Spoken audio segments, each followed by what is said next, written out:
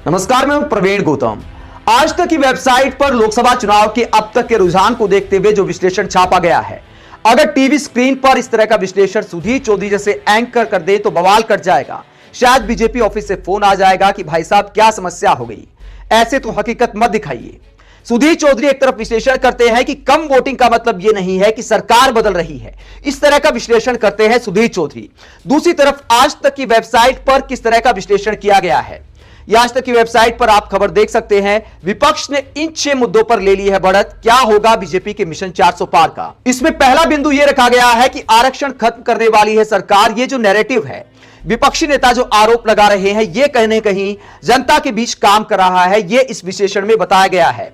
दूसरा बिंदु है संविधान बचाओ नारे का मुद्दा बन जाना, यानी विपक्षी नेता जो कहते हैं कि संविधान खतरे में है मोदी सरकार में, तो जनता के बीच यह मुद्दा बन रहा है, लोकसभा चुनाव का मुद्दा बन रहा है।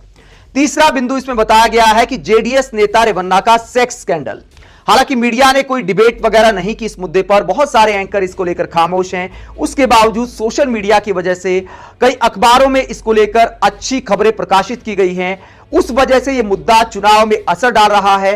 कर्नाटक जैसे राज्य में भारी नुकसान हो रहा है और देश भर में महिलाओं को लेकर पीएम मोदी ने जो बड़ी बड़ी बातें की थी, अब विपक्षी नेता सवाल कर रहे हैं कि क्या आपको मालूम नहीं था। उसके बावजूद प्रज्वल रेवन्ना की टिकट आखिरकार क्यों फाइनल की गई, आपके नेता ने चिट्ठी लिखी, उसके बावजूद आपने देवगौड़ा से बातचीत क्यों नहीं की। तो ये रेवन्ना का जो सेक्स स्कैंडल है, यह भी चुनाव में मुद्दा बनता जा रहा है। चौथा बिंदु इसमें रखा गया है कि एआईएम और बीएसपी नहीं बनी बीजेपी की बी टीम, यानी इन दोनों दलों की वजह से विपक्ष के वोट को ज्यादा नुकसान होता दिखाई नहीं दे रहा, यह आज तक का विश्लेषण कहता है। अगला जो बिंदु है वो है 400 पार का फील गुड। इसमें लिखा गया है कि बीजेपी का 400 पार का नारा उल्टा पड़ गया है। एक तो इसका संदेश यह गया है कि बीजेपी को इतनी सीटें आती हैं तो इस सत्ता को निरंकुश बना सकती हैं। दूसरे, भारतीय जनता पार्टी के कार्यकर्ता और कट्टर समर्थकों में इस नारे के चलते फील गुड जैसा भाव आ गया है। इसके चलते बहुत सारे लोग ये मानकर चलने लगे हैं कि बीजेपी जीत रही है और इसी भाव के चलते बहुत से बीजेपी के वोटर्स मतदान केंद्र तक नहीं पहुंचे। उन्हें यह लग रहा है कि बीजेपी जीत रही है, उनके एक वोट न देने से क्या होने वाला है। तो यह कहता है आज तक का विश्लेषण कि अब तक 2 चरण का जो मतदान हुआ है उसमें बीजेपी के वोटर्स बहुत भारी संख्या में वोट देने नहीं गए और इसमें ज्यादा नुकसान बीजेपी का हुआ है।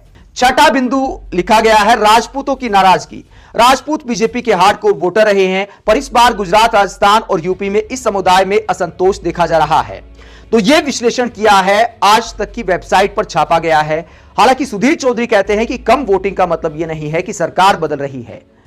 तो आज तक की वेबसाइट पर अलग विश्लेषण है, सुधीर चौधरी के कार्यक्रम में अलग विश्लेषण है। आज तक के विश्लेषण के अलावा पीएम मोदी के बयानों से भी जाहिर होता है कि कहीं ना कहीं उन तक रिपोर्ट पहुंची है कि हालात इतने अनुकूल नहीं है जैसा दिखाई दे रहा था, जैसा मीडिया दिखा रहा था। बहुत सारे राज्यों में चुनाव रोमांचक हो गए हैं। जहां बीजेपी ने पूरी की पूरी सीटें हासिल की थी, वहां पर ज्यादातर सीटों पर टक्कर होती दिखाई दे रही है। चाहे राजस्थान की बात आप कर लें, चाहे हरियाणा की बात आप कर लें, और उत्तर प्रदेश में भी जैसा दावा किया जा रहा था कि राम मंदिर की वजह से एक तरफा चुनाव हो जाएगा, वैसा मामला दिखाई नहीं दे रहा।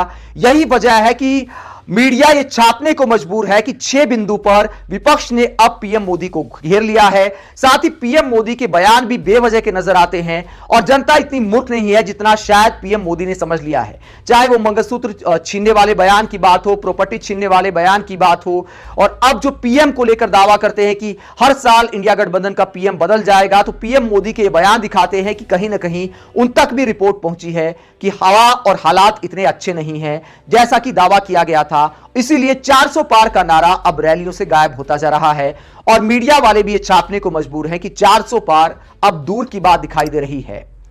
आप आज तक के इस विश्लेषण को लेकर क्या सोचते हैं, कमेंट बॉक्स में अपनी राय जरूर दें। अगर आप हमारी पत्रकारिता को पसंद करते हैं तो थैंक्स के ऑप्शन का इस्तेमाल करें, वीडियो को लाइक करें, चैनल को सब्सक्राइब करें। नमस्कार।